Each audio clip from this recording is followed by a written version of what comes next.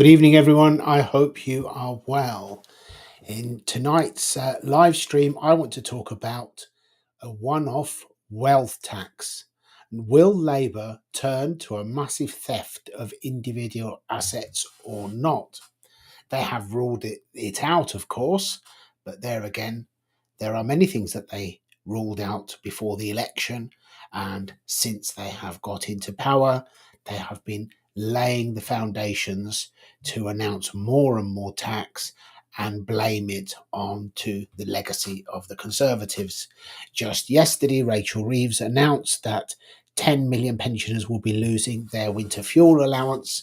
Many of those will be missing out just by a few pounds, possibly. Either way, it was something that they had promised that they wouldn't be doing. And that's just the start of it. We're aware that Ed Miliband is determined to proceed with giving away nearly 12 billion in net zero aid to other countries. And yet, at the same time, in just a few months' time, they are going to go ahead with adding VAT onto independent schools in the hope of raising 1.7 billion.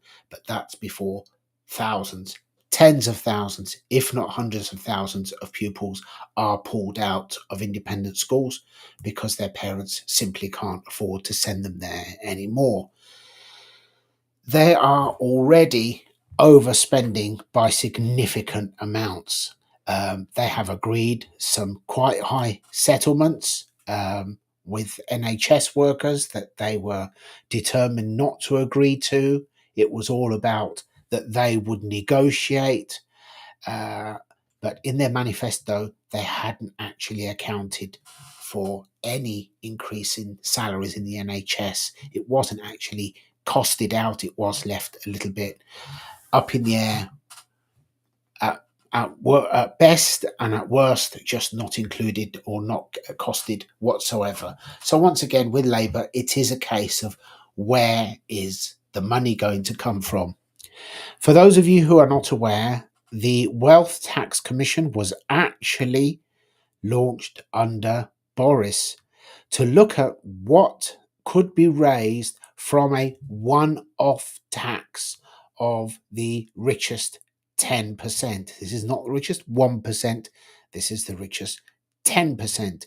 Keep in mind that since Labour have got in power, many of the very wealthiest people have been quite swiftly taking steps to protect their assets, move assets offshore, various different strategies that they use to protect themselves.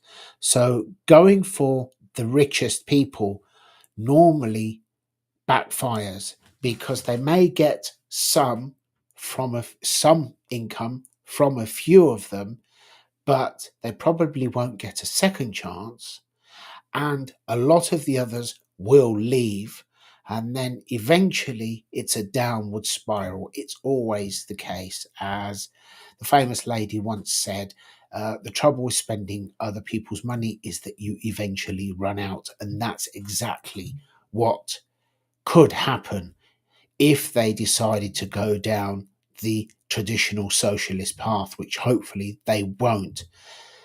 As it stands for the moment, this is ruled out, but you can never say never. And for those of you who don't understand exactly what it means, I'll just go through it. This is from something they released a couple of years ago. So at the time when this was put together, Rishi Sunak was still Chancellor. Just to give you a time frame, that's why it refers to him as a Chancellor in the slides. But nevertheless, it's the general idea that hopefully will give you an indication of what could lie ahead for us. So, the one-off wealth tax. The argument is that living standards are predicted to fall at the fastest rate since the 1950s. Many of us have our own ideas why our standard of living is falling. We're all aware now, 2 years on or so from when this was put together, that we have recently sustained 9 quarters in a row of negative per capita growth. In other words, for 9 quarters in a row, our share of the pie was getting smaller because there's more people dividing up that pie. So effectively, we've been getting poorer. And therefore, the Sunak at the time issued some support, rise in national insurance contributions. It would hurt workers if he went for that, but even so, they still actually did it. And as always, it is create a problem, terrify everyone, offer a solution. And here is their hypothetical solution. So people's wealth on a broad spectrum from the poorest to the richest, and with the poorest 10% to one end and the median wealth of £100,000 as it was a couple of years ago. And then at the other end, we have the average of the top 10%, which is 1.5 million. This is mainly comprised of their businesses, homes, cars, and savings.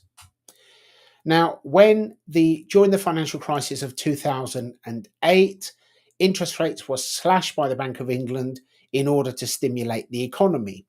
However, at the same time, this made it much, much easier to buy assets such as property, which those who could afford to did in large numbers in some cases. And this obviously, along with demand for other reasons that we have discussed many times, but that's not for this live stream. House prices have been rising and rising. They didn't even stop rising on average, even through the COVID period, apart from a little blip, with the poorest 9%, or those with the least wealth, having to borrow more than usual. So here's the solution. The government could introduce a wealth tax.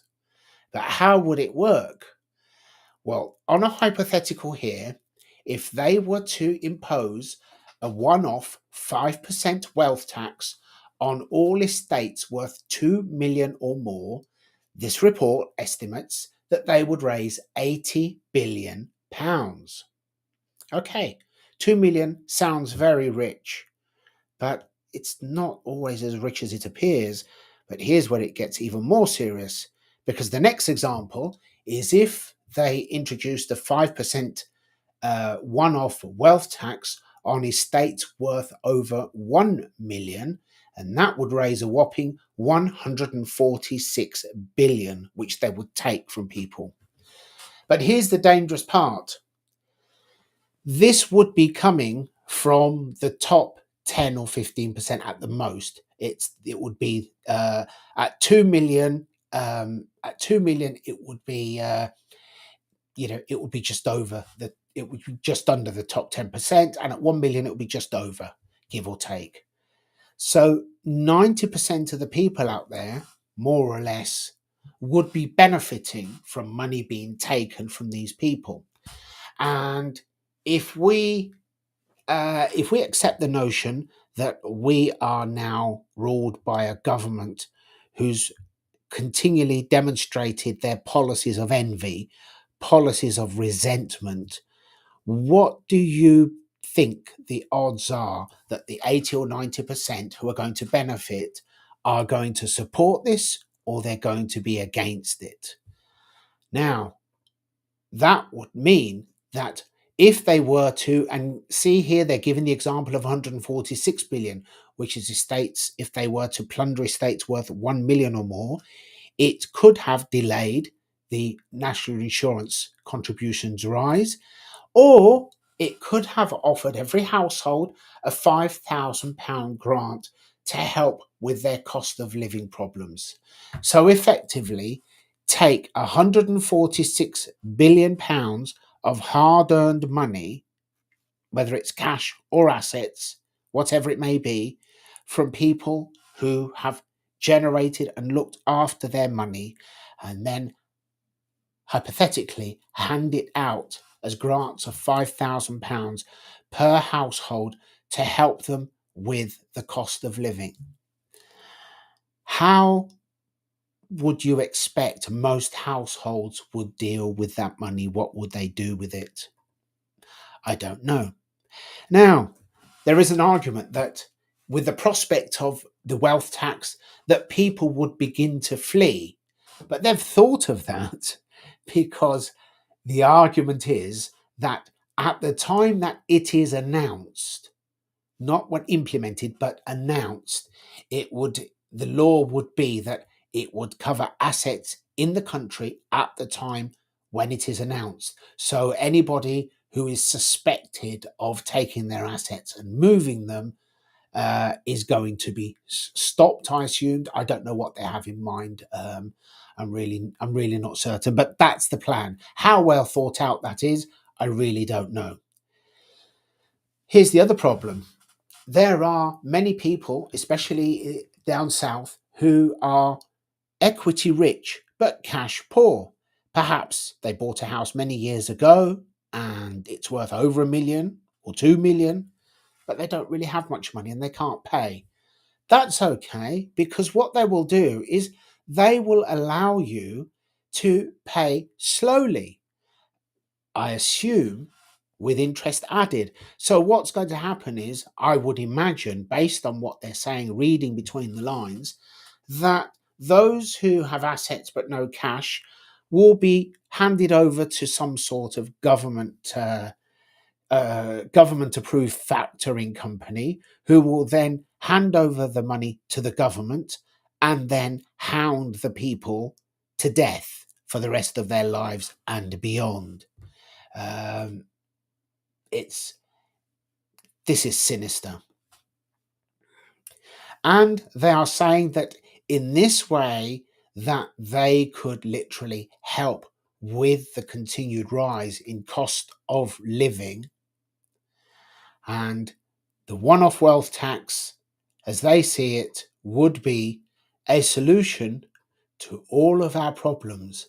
Or is it little more than an excuse to steal everybody's equity?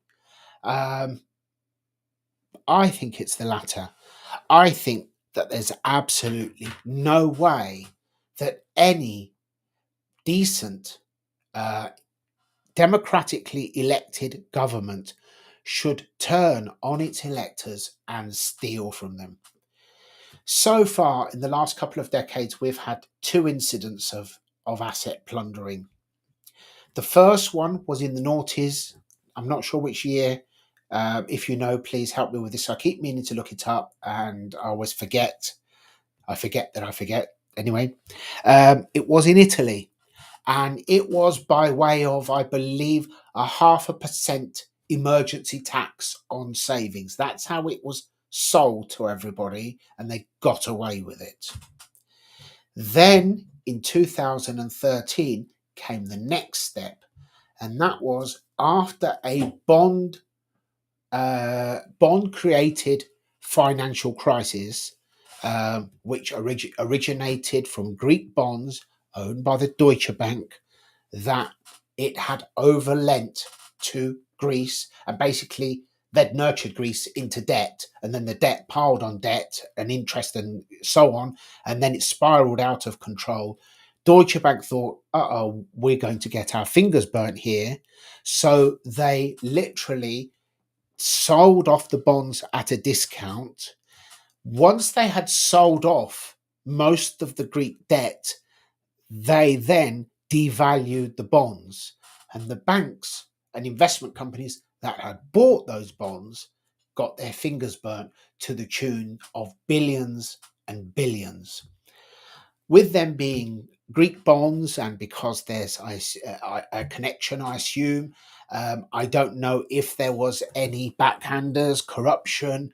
There were rumours that those who sold the bonds got a commission. Well, they would have got a commission on billions, but who knows?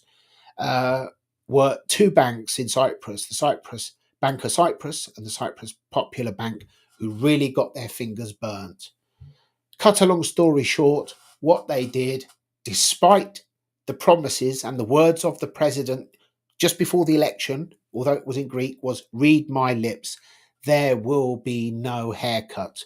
The Friday after he was elected, he froze all bank accounts on the Friday, and they were initially going to take 10% off of everyone.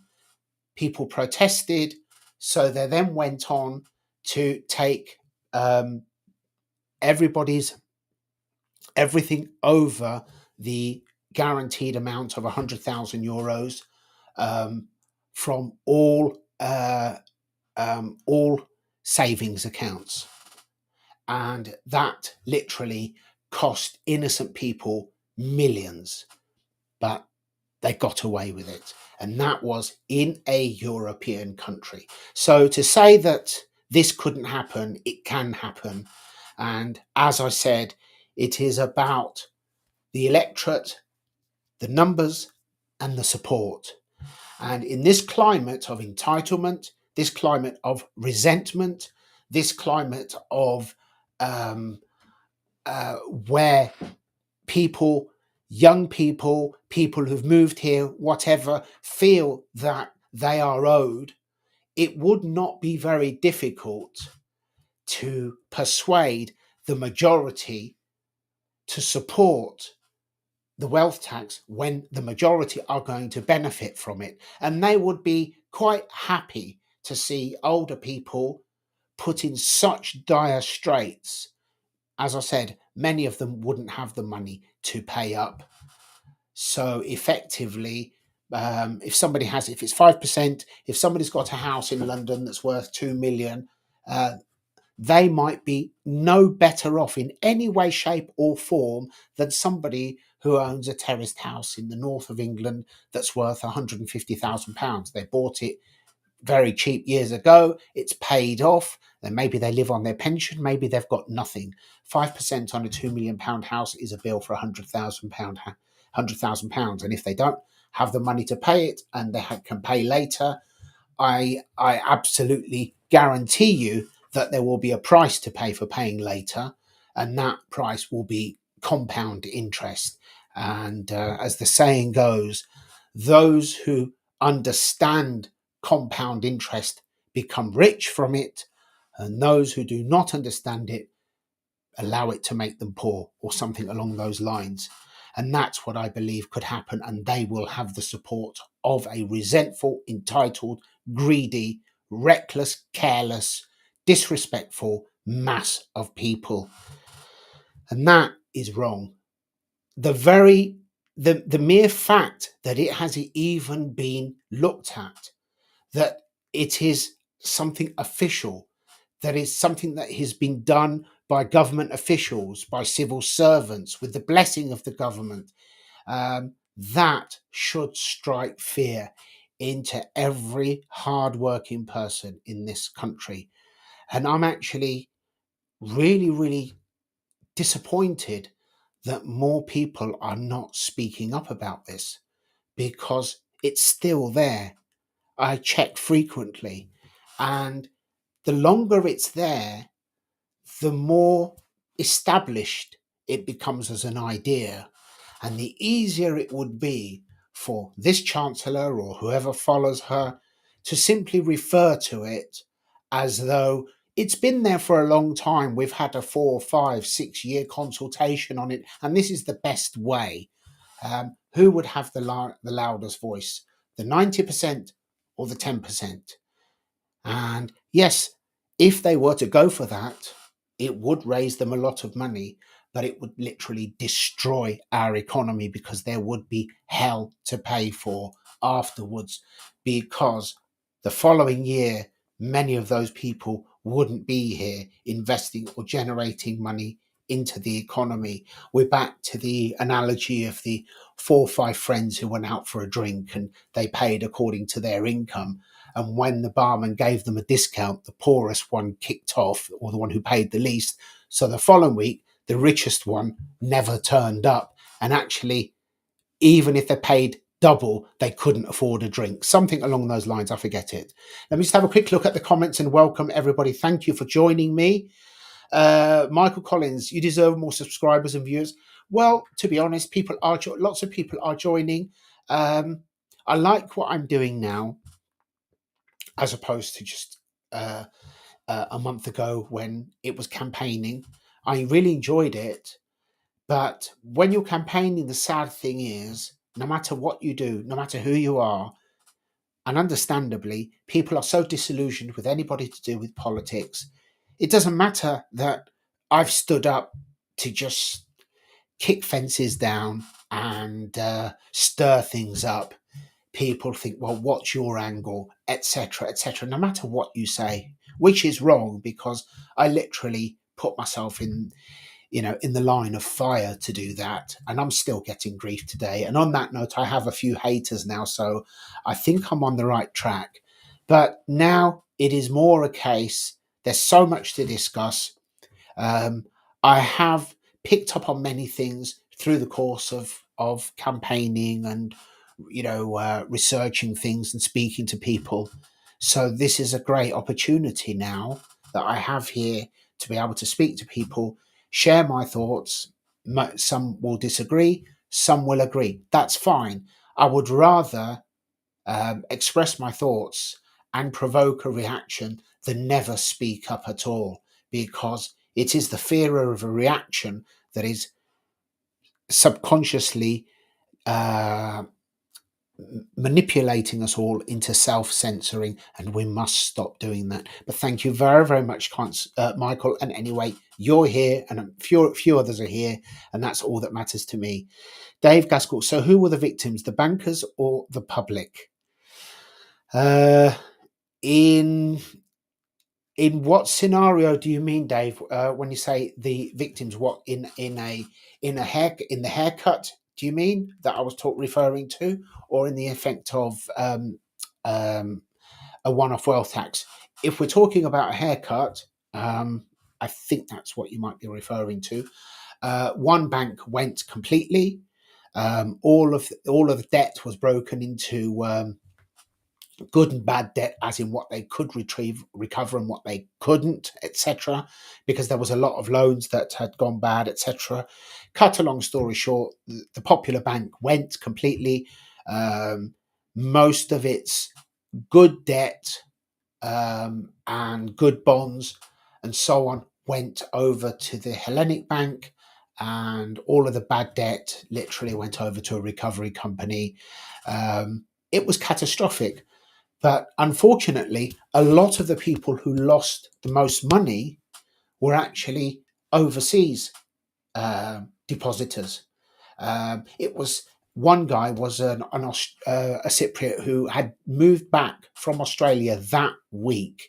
He'd left in 1974 as a refugee, came back in 2013, and he'd put 1 million, I think it was euros, in the bank 2 days before the haircut. And then he left the following week, or whenever it was, as soon as they unfroze the accounts, with just 100,000 euros.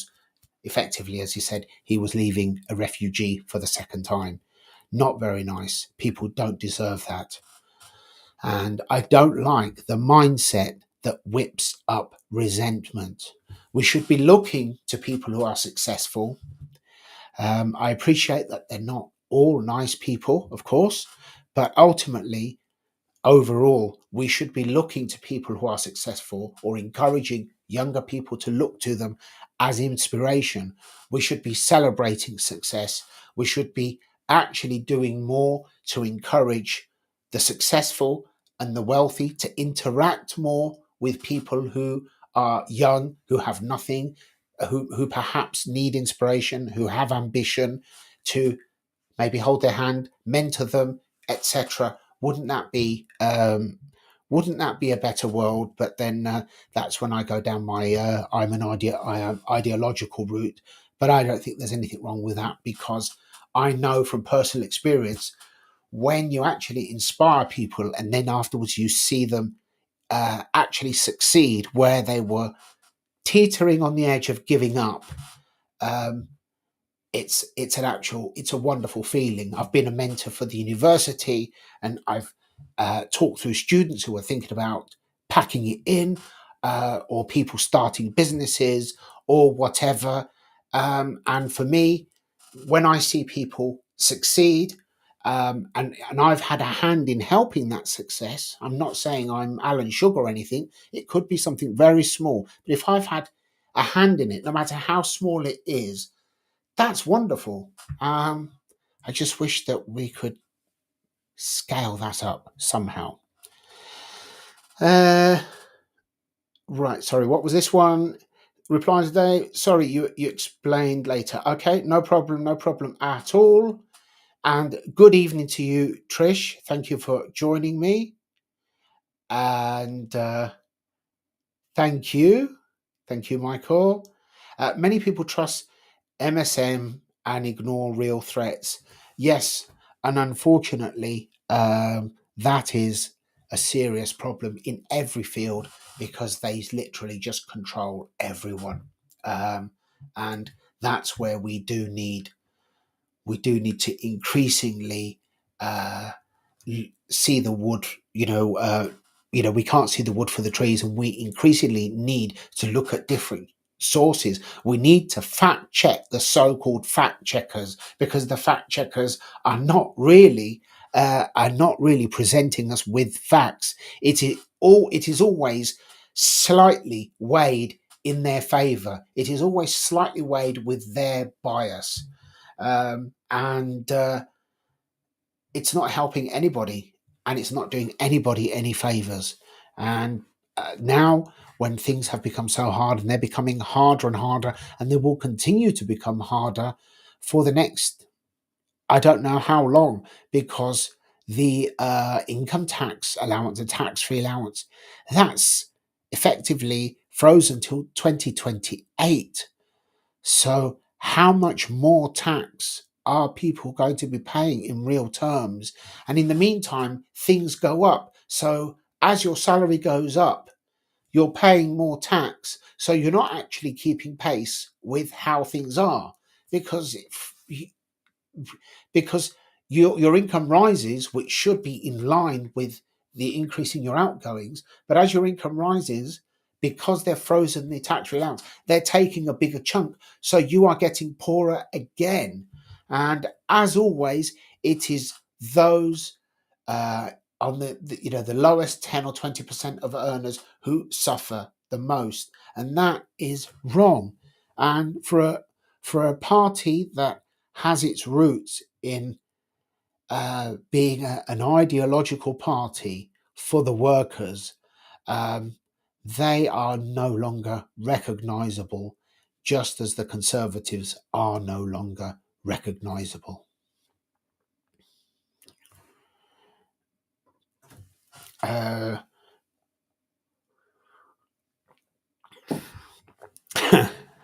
I don't want to be like Bill Gates. I'd love to have his PC skills, but as a person, no.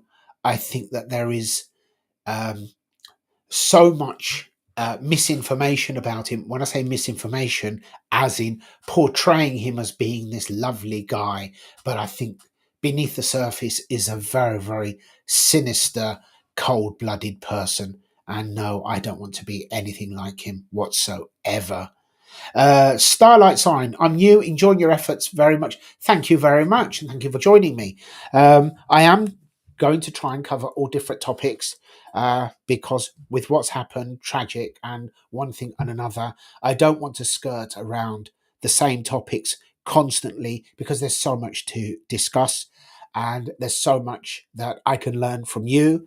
And I also learn um, when I prepare to talk about something with you, because I normally have to go look it up and take some notes, and that helps me to learn. And I love learning, so that's why I enjoy covering a wide range of topics. But going back to this wealth tax, um, I don't like what is happening. I do not like the undertones. Well, they're not even undertones. They're basically just blatant, obvious, arrogantly presented directives and objectives now, aren't they? To dictate to control, from LTNs to 15-minute cities to ULEZ, to control in every way, shape, or form. What happened to our country? What happened to our entire continent? Um, those of you who are younger than myself may not grasp this. Those of you who are my age and older probably will. But I actually hardly like watching anything that's been made in the last 10 or 20 years because I don't recognize the world around me. The only time I feel at home is if I'm watching something made in the 70s, in the days when we weren't living under a nanny state, when we were so much more free, despite the fact that possibly we didn't realize just how free we were at the time. Um, Michael Collins, think for ourselves. Yes, but unfortunately, we have this constant subliminal programming all day.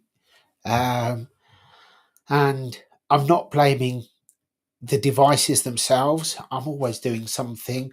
It is the fact that when we look at young people, we're already aware of what's being drummed at them through academia, through everything they watch, through every interaction they have, and then through social media.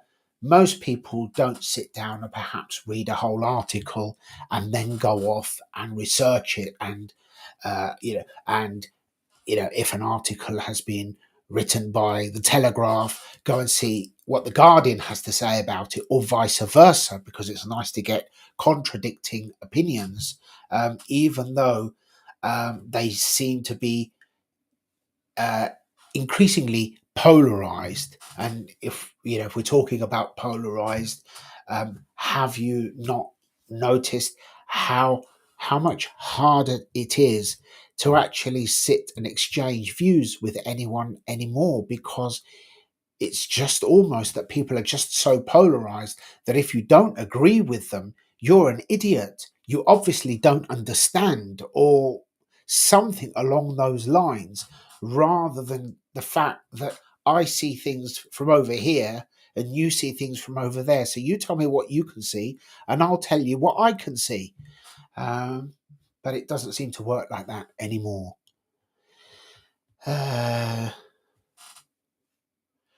Stole the idea. Yeah, okay. And hello. Okay, and what have we got here? What Jordan Peterson meant was young people should aim to be as successful as Bill Gates. Well, I think again that thanks to social media, especially for younger people, but I've known it to affect more mature and older people as well. People quite easily begin to believe the fake worlds that they're seeing. Many of these people in these having these wonderful Instagram lives are doing nothing of the sort. Many of the people who are out in places like Dubai are one way or another probably selling their souls.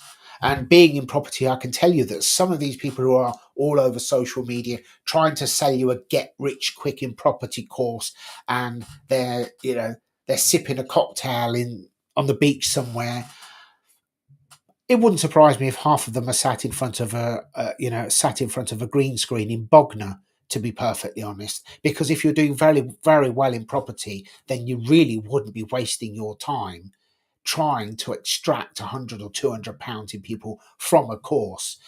You would actually be looking at inspiring people to join you, to grow your business, to expand your company, to create more opportunity, etc. Why on earth would you be trying to get money out of people to tell them something that effectively, if you had any moral compass about you, you would tell them for free? But that again, that's just how I see things. The problem is that all of this indoctrination creates a sense of dissatisfaction with everyone. Everybody thinks that they don't look as good as they should. They're not living life as they should. They haven't got enough money as they should, and so on and so on and so forth. And it's very, very sad, because there's often this notion of the happily ever after, and I'm a believer that there isn't a happily ever after. You just get older, and then at some point it's the end.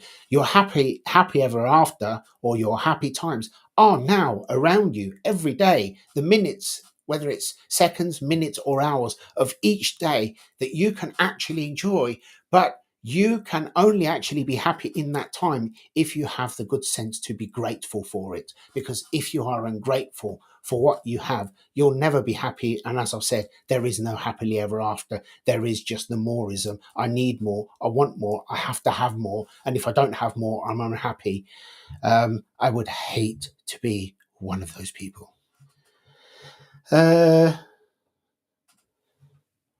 So much has changed in such a short time. Yes, absolutely, it has.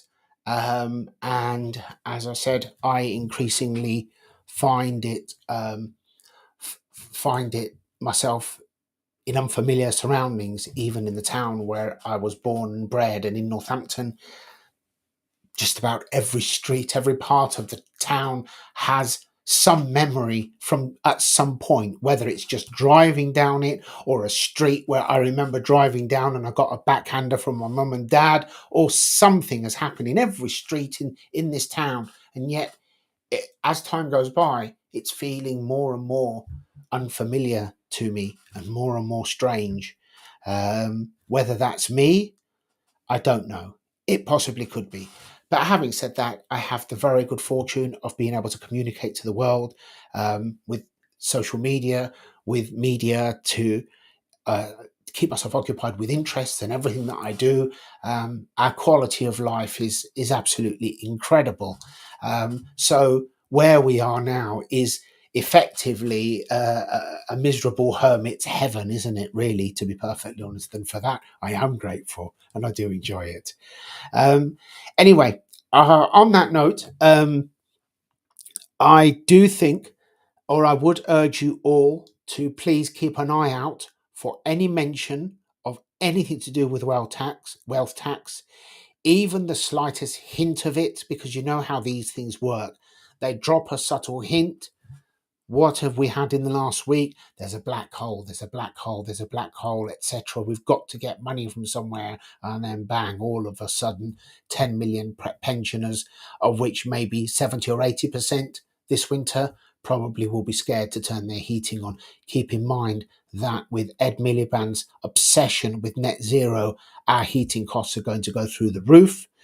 There has been suggestion of moving green levies from electricity to gas. That actually came from the Conservatives, not Labour, but it wouldn't surprise me if Labour do go ahead with it, because that way, especially with what Ed Miliband plans to do, gas will become increasingly horrendously expensive, which means many people will freeze, but electricity will seem better value, and that will obviously give more encouragement to people to get rid of their gas boiler that runs on gas and could run on hydrogen as well, and switch to something like a heat pump, which runs on electricity, which is effectively then made by gas that's imported, and a little bit of wind power every now and then when we do get a breeze. It's just absolutely ridiculous. So you need to keep your eyes open on it. Please make other people aware of it. The website is there. Just search Wealth Tax Commission, and please take your time, read through it. There's a download document you can download and read through in details. No point me boring you with all of that. I would like you all to be aware of it. For those of you who are older, it's obviously, and if you have assets that could fit into that, I don't care how much you've got. I don't resent what you have. I don't think other people should resent what you have. I disagree that with even the notion of taking anything from you. Um, in this day and age, we could be far more creative. If we need more money, then we should find a way to encourage people to generate that money, not to just steal it from people. But this is the mindset that we have. And I'm sorry to say the Conservatives have not been much better. In fact, I have this horrible feeling that Rishi Sunak effectively almost destroyed the country and the Conservative Conservative Party on purpose in preparation to just hand it over to Keir Starmer, because that man made no effort throughout his time in office, throughout the campaign, and even since. He's not even opened his mouth to hold Keir Starmer to account. He's a useless politician, even in opposition. And maybe, no, not maybe, it's clear, sorry, that Nigel Farage's analysis is true. We didn't elect a prime minister. We just elected a change of middle management, and these two people are basically middle managers for the same corporations, and they are both as treacherous as each other. Because if I were Rishi Sunak now, knowing that I'm going to stand down in a few months, I don't know if he's going to stand down as MP or not, but whatever, who cares? I would be ripping Keir Starmer to shreds, and he's not even cornered him once. There has never, ever been an easier time to be in opposition than now, because it's literally take your pick what you're going to throw at them. And what do they throw at them? Nothing. Everyone in that House of Commons has literally been neutered before they entered the door. I don't know what they've done to them, but they've all been neutered. And even some of the people who I expected to be bold and louder, they've become very tempered, and we get the odd token gesture, but that seems to be about it. Whether that's how it is and that's how it should be, and I'm the one in the wrong, or whether what I'm saying is correct and they are all literally just selling us out, I'm not sure. It may well be that people who want to say things how I want to say them don't fit in with their virtue signalling hypocrisy, the charade that is the Houses of Parliament. I'd like to think that's not the case, but I do believe that these people, they're not putting up a fight for us on either side. None of them. I've not seen anybody put up a proper fight since Parliament reconvened. I don't know if you agree or not, but that's my feelings. Please check your phone. Would that be me? Did you WhatsApp me? I think my phone's off. Told everybody to WhatsApp me and I forget to turn my phone on. That's I have to turn it on. I'll check in a moment. Right. Thanks. I learned a lot today, Michael. I hope that you did. But more than anything, I am not and never do sit here to preach or to pretend, act as though I know anything more than any of you. But as someone who takes an interest in these things, if I become aware of something, no matter everything I'm saying to you, this is what I've seen, like with the Wealth Tax Commission. Here's a quick overview. Please go off and research it yourselves. And if you can add to this, if you can contribute to it, if you know more, maybe you're an accountant, maybe you've worked in government. I don't know who's watching, and you have contributions that you'd like to make. You'd like to join me, or phone me, or email me. Please do so, because I'm here as much to learn myself as I am to inspire learning. So that let's have a look. Oh,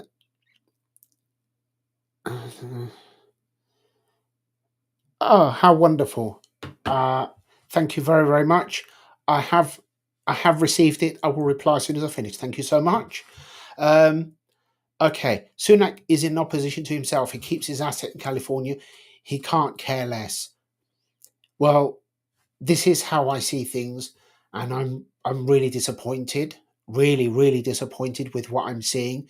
I would have felt a little bit better if I had seen him actually put up a fight, and maybe, just maybe, and I don't think that's me, I would have felt, maybe he just got tunnel vision with Rwanda or this or that or whatever the case may be.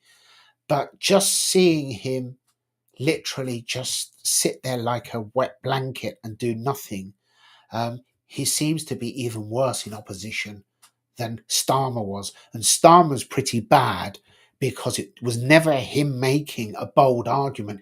He liked to just tell stories, didn't he? He'd read you out a letter.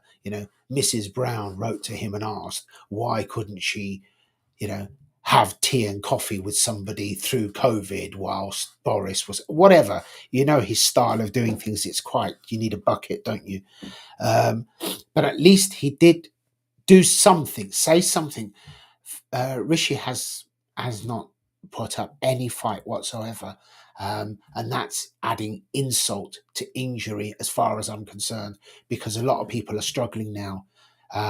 We were on course to be doing so well, and we are not responsible for the catastrophe, the car crash that is now our economy, society, all of the issues that we have.